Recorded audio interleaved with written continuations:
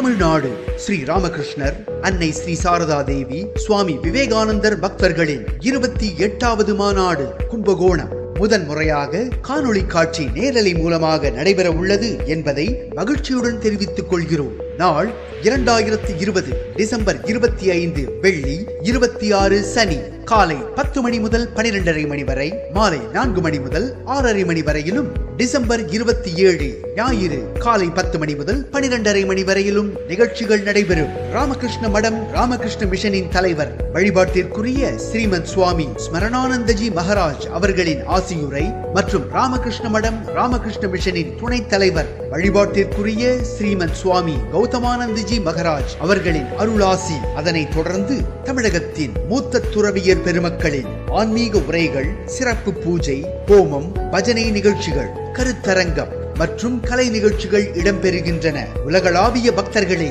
இந்நிகழ்ச்சிகளை காணொளி லிங்க் மற்றும் YouTube channel வழியாக இலவசமாக கண்டு பயன்பெற உங்களை அன்புடன் அழைக்கின்றோம்.